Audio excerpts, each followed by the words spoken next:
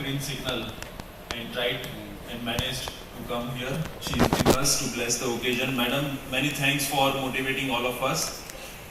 My sincere thanks to the Padma awardees who have travelled all the way and been here for this event.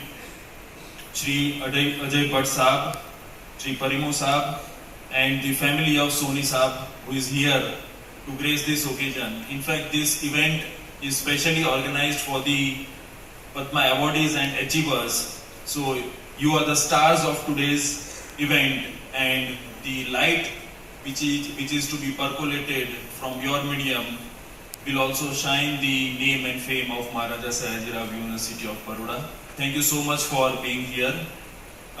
Young chaps, but doing great jobs. They are bringing laurel and pride to the Maharaja Sayajirao University of Baroda and the huge community of the young students of Maharaja Sayajirao University of Baroda. None other than Sushri, Miss Arshika and Mr. Bhavesh. They have set an example that something we were trying to hear since long, that who from MSU shines and brings laurel in terms of competitive exams. You have made our dreams realize. Many congratulations and thanks for joining us. You are the Sayajirao University of Baroda, who was very, very meticulous about organizing this event with the kind consent of Rajmata Sahib, and the efforts which he is putting for the betterment of the university.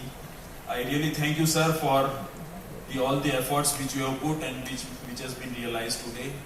The board of management members, the executive council members, the deans of the faculties and principals of the constituent colleges, directors of cells, centers and institutions of the Maharaja Sayajirao University of Baroda, university officers and teaching and non-teaching staff who are invited and who have been keen to make it a point that they would be witnessing this success story going on in today's evening, who are here in this auditorium. Thank you so much for being with us and considering the zeal of the student and zeal of the staff, that the staff members are bringing glory and the students are also bringing glory to the MS University.